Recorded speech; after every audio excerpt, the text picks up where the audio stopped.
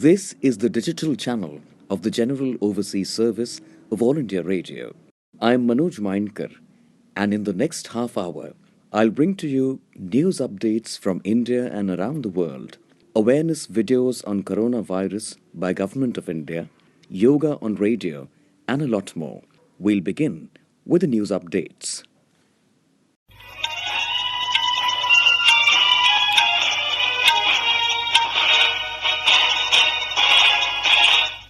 This is the General Overseas Service of All India Radio. The news read by Maria Albina Michael.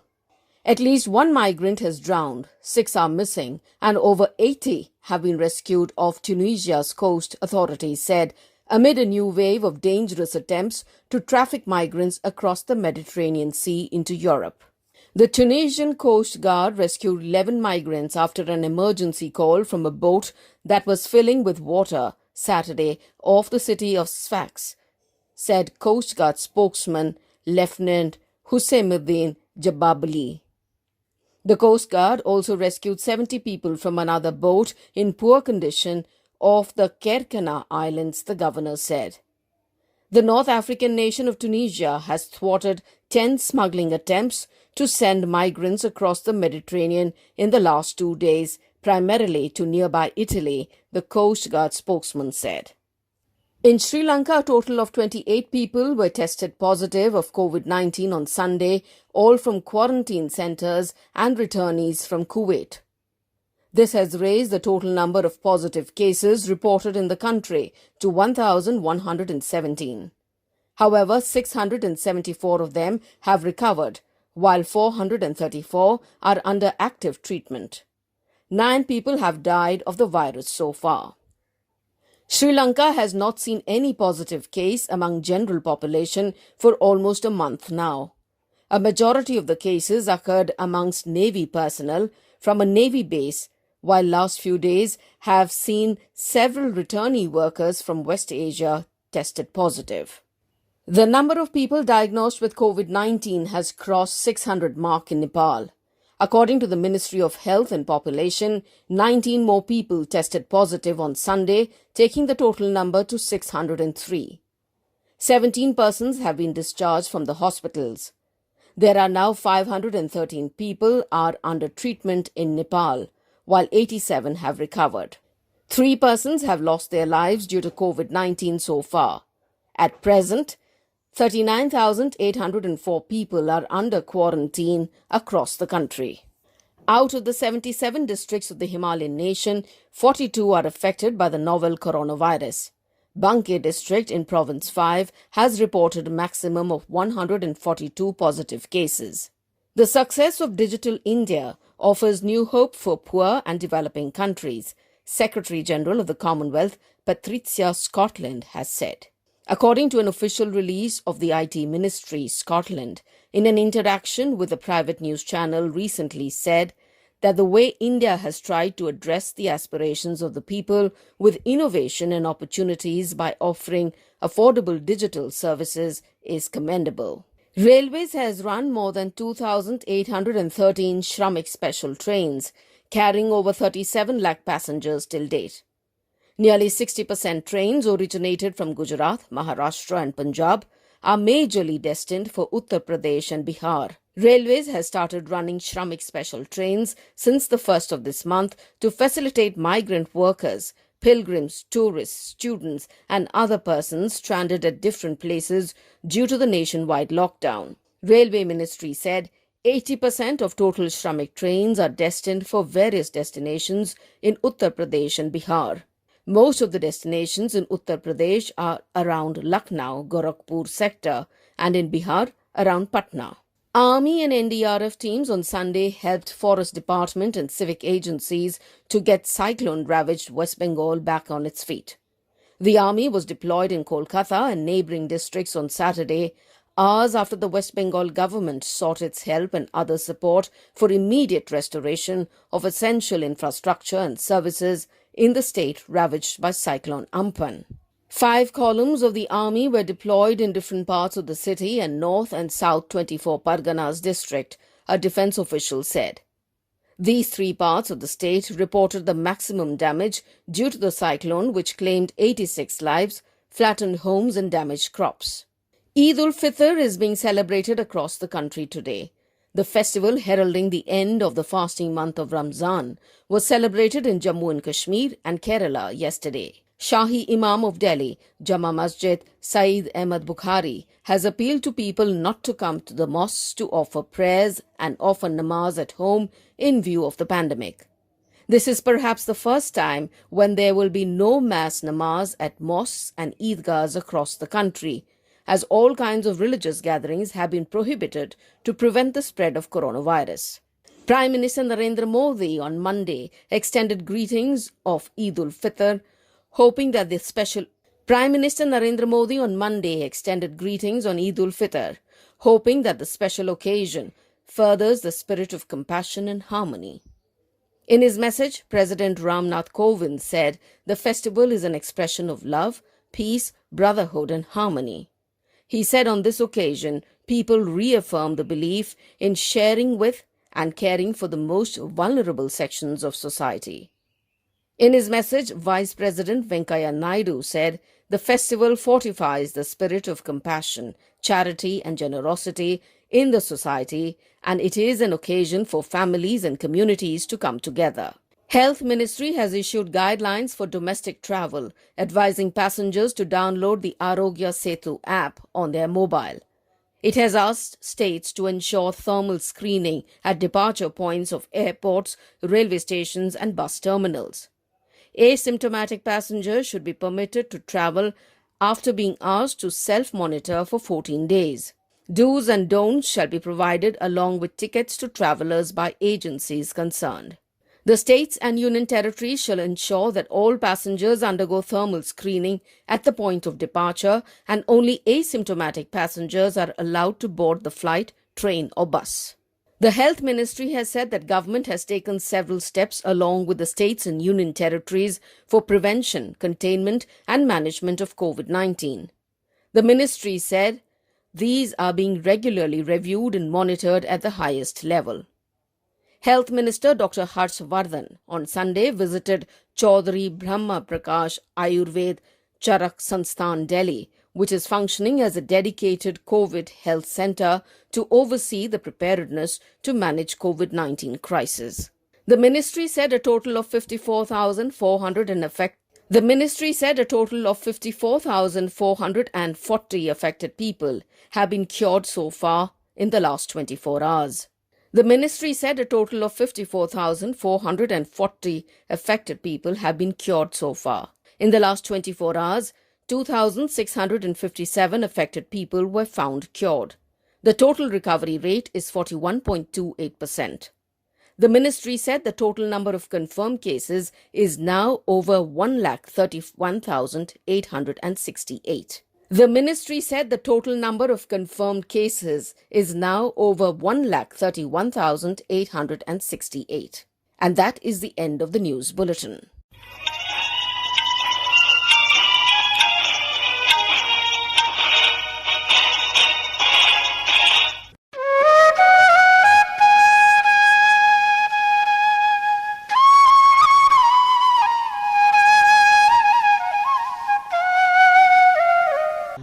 We're going to look at a topic that is very important to most of us in modern life, and that is success and failure, especially in the workplace. Who owns the results of our actions? How do we excel in daily life, in our work, in our family life, in the things we care about? It's important because often we are driven by success and failure. When we succeed, we're happy, we feel like life's going fabulously. When we fail, we lose confidence. And in this modern day and age where competition in the workplace is just so prevalent, it can affect all sorts of things, like salary raises, promotions, etc. So what does ancient Indian wisdom tell us about this? If we look at the Gita, the Bhagavad Gita, Lord Krishna is telling Arjuna, let the Lord be the doer and free yourself, liberate yourself from the result. Whether it's success or failure, be carefree and happy. Easy to say, not so easy to do.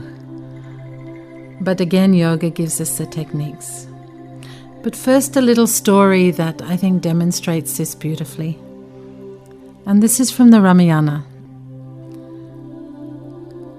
So Rama had to go through many hardships, as you know, as did his wife Sita, who was carried off to the island of Lanka by Ravana.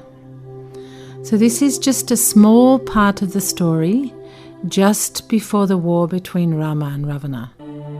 Rama was trying to reach the island of Lanka to fight with Ravana and rescue his wife Sita. The ocean stood between them and had to be crossed. Rama prayed to the king of the ocean, and the waters parted, leaving a path for Rama.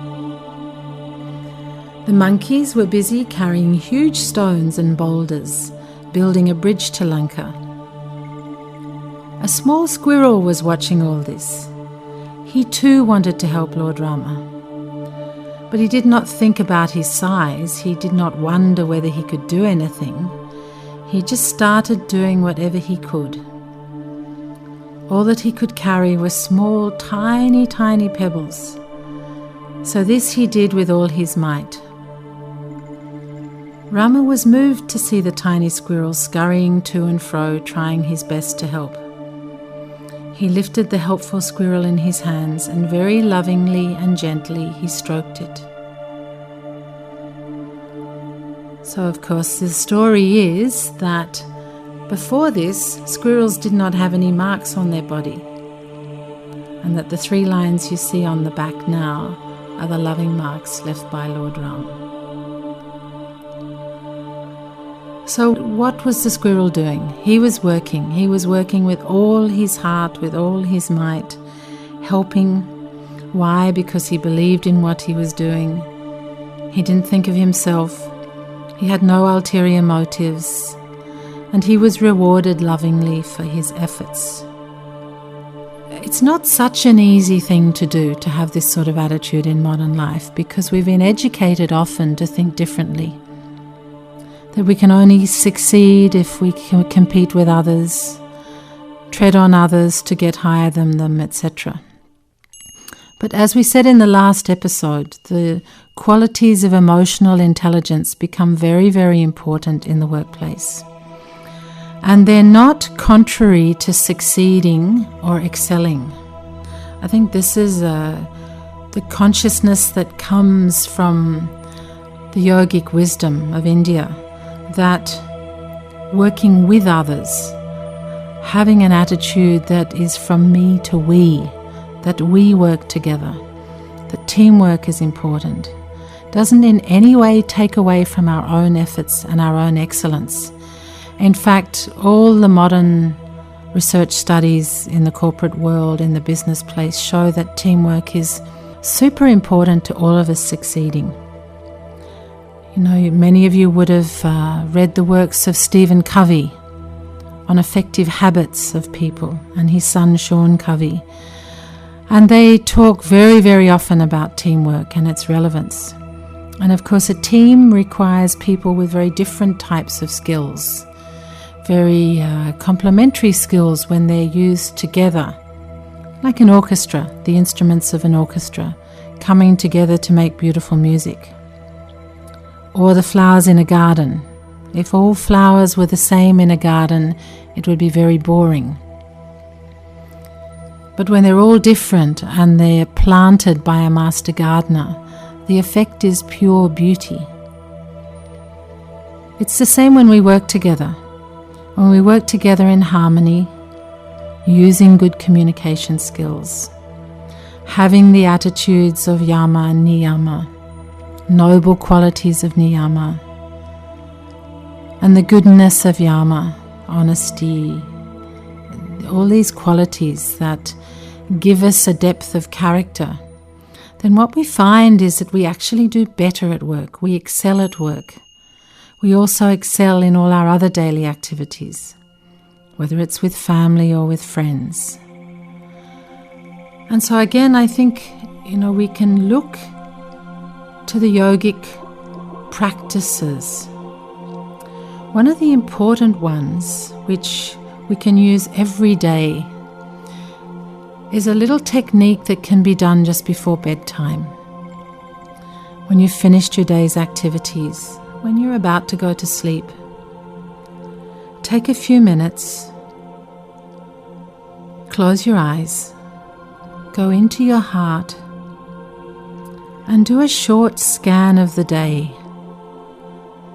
In those few minutes, just look at what went right, what went wrong, and if there's anything you can improve upon. And then deeply in your heart, in that deep state, just offer that improvement. If you like, have an attitude of repentance for anything that you've done wrong. And just make the thought that you're not going to repeat it. And think about how you can change that and make yourself a better person. And what you'll find is that if you develop this practice, which is very much the practice of yama, niyama, human betterment, continuous improvement, you can also call it, you'll find that you become very adept at working on yourself, working with yourself, and transforming your behavior. And then this idea of skillfulness, of excellence in the workplace, becomes a natural habit. You can call it skill in action, if you like. It becomes easier not to worry about successes and failures, because after all, what is failure? It's only a way of moving towards your next success or your next activity. Anybody who's scared of failure will never be creative. For every success in life, there are many failures, because it's the way we learn. If you watch a small child learning to walk, you'll discover this. A child doesn't walk beautifully the first time it tries to stand up. The child stands and falls and tumbles and wobbles and does all sorts of things, and gradually perfects the art of walking. When we learn to ride a bicycle, it's the same thing. When we learn to swim, it's the same thing. So in anything, in the workplace, in family life, there'll always be failures, there'll always be mistakes. Excelling is learning how to master this process of working with failure and success. And also not being complacent or satisfied with any success. Taking it further, wanting to have continuous improvement. And this simple little technique in the evening before you sleep, just a few minutes, is a great habit that will help you learn to do this. Learn to examine yourself without judgment, with self-acceptance, so you continue to develop skill in action and excel at work and in all other activities you do during the day.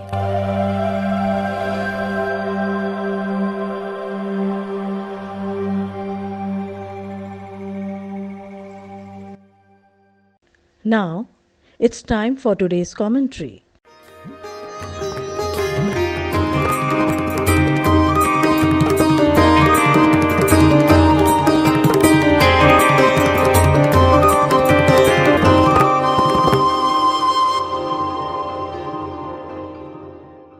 You are with us on the General Overseas Service of All India Radio. We now bring you today's commentary. It is entitled India Leading by Example, the Global Fight Against COVID-19. It is scripted and read by Kaushik Rai, AIR News Analyst. India has extended her medical assistance to help authorities abroad in combating the COVID-19 pandemic. Till now, India has helped 125 countries with essential supplies, medicines, teams of medical experts, and also, in some cases, evacuation of foreign citizens to their home countries. New Delhi has already delivered a consignment in 29 countries spread out over the South Asian region, the Indian Ocean region, the Gulf, that is Kuwait, and Central Asia, that is Kazakhstan, Armenia, Tajikistan, Ukraine, and even remotely located countries like Dominican Republic and Ecuador. 6 more African countries have received hydroxychloroquine and paracetamol medicines as well. Apart from the medical aid, India has also sent teams of medical personnel called Rapid Response Teams to Kuwait and Maldives, set up mobile health checkup centers, conducted webinars to train personnel in other countries, and extended technical assistance in other formats. India took the lead by setting up a $10 million COVID-19 fund for South Asia. Procurement and delivery of medical assistance to about 50 additional countries, including 28 countries in the Latin America and the Caribbean region and 12 countries in Africa, was carried out by India. The list included countries in other regions like Madagascar, Egypt, Syria, Lebanon, Armenia, Jamaica, Uzbekistan, Malta, Lao PDR, and Comoro. India has provided 10 million HCQ tablets to 67 countries, out of which deliveries of 2.8 million have been done to 21 countries like Afghanistan, Bangladesh, Bhutan, Maldives, Mauritius, Nepal, Seychelles, Comoro, Madagascar, Dominican Republic, Ecuador, Kazakhstan, Ukraine, Zambia, Uganda, Burkina Faso, Niger, Mali, DR Congo, Myanmar, and Armenia. More requests have been received for additional assistance from another 13 countries in Africa, 7 countries in Western Asia and North African region, apart from 16 other countries. India is committed to providing all help to the global community in this hour of need. The Indian Prime Minister is regularly keeping in touch with other heads of states and government to chalk out strategies in fighting the pandemic. Prime Minister Narendra Modi spoke on phone with President Gotabaya Rajapaksa of Sri Lanka regarding the ongoing COVID-19 pandemic and its likely health and economic impacts in the region. The Indian Prime Minister assured the Sri Lankan President that India would continue to provide all possible support to Sri Lanka for mitigating the effects of the pandemic. President Rajapaksa briefed Prime Minister on the steps being taken by his government to restart economic activity. In this context, both leaders agreed on the need to accelerate Indian assistance development projects in Sri Lanka. They also discussed the possibilities of promoting investments and value addition in Sri Lanka by the Indian private sector. Mr. Modi conveyed his best wishes for the health and well-being of the people of Sri Lanka. Prime Minister Modi also had a telephonic conversation with Mr. Pravind Jagannath, Prime Minister of Mauritius. Prime Minister Jagannath conveyed his condolences for the losses caused in India by Super Cyclone Amphan. He thanked the Indian Prime Minister for sending the Indian naval ship Kesari to Mauritius as part of Operation Sagar with a consignment of medicines and a 14-member medical team to help the Mauritian health authorities fight the COVID-19 pandemic. Prime Minister Modi recalled the special people-to-people ties between India and Mauritius and said that India is duty-bound to support its friends during this time of crisis. The Indian Prime Minister conveyed his appreciation for the effective COVID-19 response mounted by Mauritius under Prime Minister Jagannath's leadership, which has resulted in no new cases being reported for several weeks. Mr. Modi suggested that Mauritius could document its best practices, which would be helpful for other countries, especially island countries, in dealing with similar health crises. The two leaders discussed enhancing cooperation in various areas, including measures aimed at supporting the financial sector of Mauritius and enabling Mauritian youth to study Ayurvedic medicine.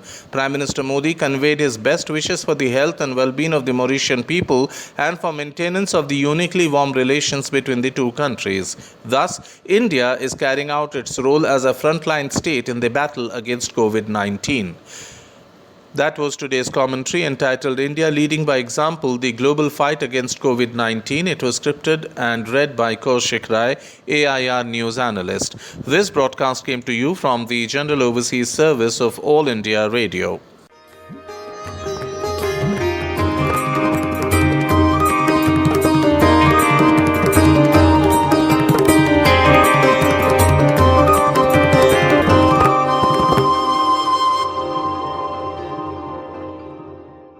Hockey legend and winner of 3 Olympic gold medals, Balbir Singh Sr. died at the age of 95 at a hospital in Chandigarh today. We bring you the excerpts of an interview Balbir Singh Sr. gave to ESD. We have with us today one of the greatest hockey legends of our times, Balbir Singh Senior. He was chosen as one of the 16 iconic Olympians across all disciplines since 1896. He is a triple Olympic gold medalist for India. In the Olympics in 1948 in London, Helsinki in 1952 and Melbourne in 1956. Till date, his Olympic and world record of scoring 5 out of 6 goals in a hockey final match against Holland in 1952 stands unbroken. We are indeed privileged to have him in our studios. Welcome, sir, to this program of ours. Thank you, Sanjeev ji. Thank you for inviting me here and giving me this opportunity to talk to you and the audience. Sir, all through your Olympic career, there might have been many moments of glory. Which is the one which is very close to your heart and you still cherish that? There are so many stories. Right, because I played in 3 Olympics, 48, 52, 56, and afterwards when I was chief coach and manager of the world-winning team. So I have stories where to start, and where you ask me particular questions about particular incidents, I relate that much. All right, I go to the year 1948 in London, when you won the final Olympic gold against England, that moment. A little before that, 1947 and 48, camp was held at Bombay, and they selected 20 players. I was lucky to be one of them. And then the selected team flew to Heathrow Airport. We landed there, and at the reception committee was the former police chief of Punjab, Sir John Bennett, who had recruited me. How? I was handcuffed. I never wanted to join police. I had passed my BA. I had joined MA English at Khalsa College, Amritsar. So when I came to know that police people want me to join police, my father was a freedom fighter. So I left college, ran away to Delhi, from where I had invitation, joined Central PWD. They had a good hockey team. So during my stay with them, we won 2 All India tournaments, and my name appeared in the press. To my good luck, it was seen by Sir John Bennett. He sent a police party. I was handcuffed and brought in those handcuffs to Jalandhar cantonment to put my fingerprints with pressure, by force. So that's how I joined police force. Sir, I would also like you to remember that moment at the Wembley Stadium when you won the gold medal for India in the year 1948 in London. For the first time we visited London. It was something new for us, visiting country of our former masters. Then our team reached the final. On the other side, Great Britain reached final. India had won 28, 32, 36. England did not participate. And before that, England had won 1908, 1920. India did not participate. So this was the first occasion when India faced England, our former masters, in the Olympic final. So how did you win that match? Please give those moments when you won that match. Right in the beginning, come on Great Britain, come on Great Britain. Big shouts from all around. So in the 7th minute, I scored the first goal. Then some Indians, quite shyly, come on India, come on India. Then in the 15th minute, I scored the second goal. Then, come on Balbir, well done, doing very well. Come on Balbir, you make it half a dozen. They also started shouting in favor of India and Indian hockey team. And how did you win that match? Well, by 4-0. First 2 goals were scored by me, and the third and fourth by Tarlochan, fullback, a penalty corner ball, and Jensen. Jensen left in, a very good player. He scored the 4th goal.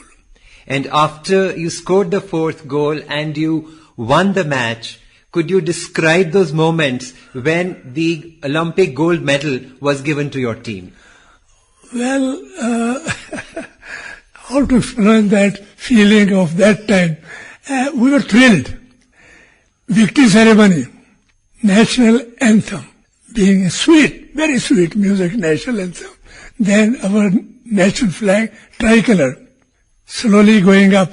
And I was feeling that I am also flying high in the air. That was my feeling. So you still have that feeling in your heart after so many years? Whenever I think of that moment, I feel the same way.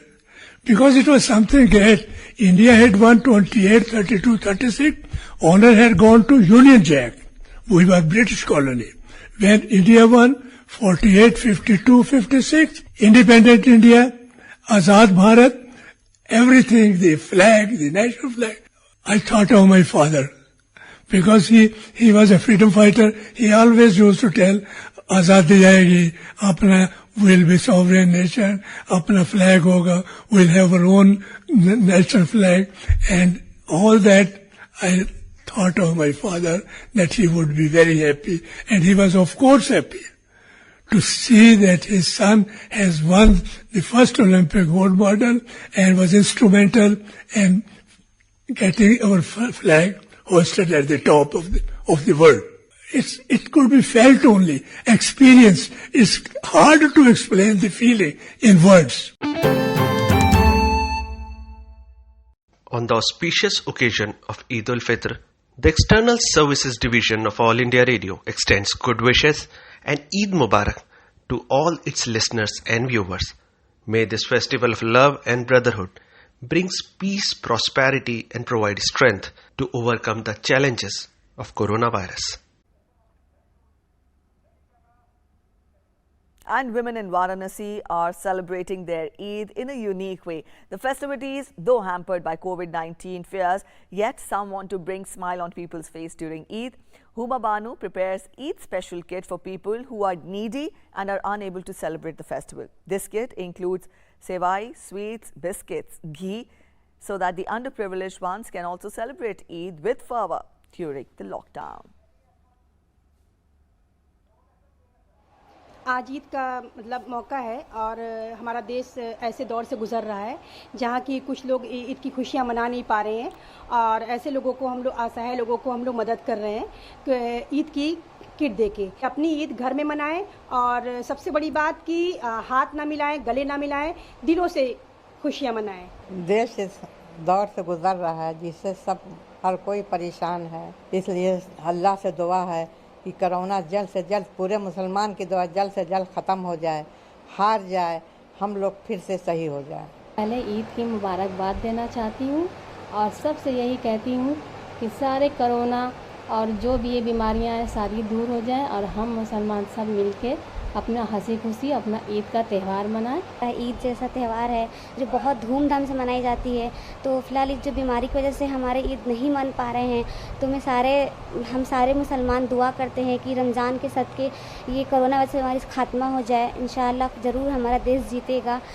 This broadcast came to you from the digital channel of the General Overseas Service of All India Radio.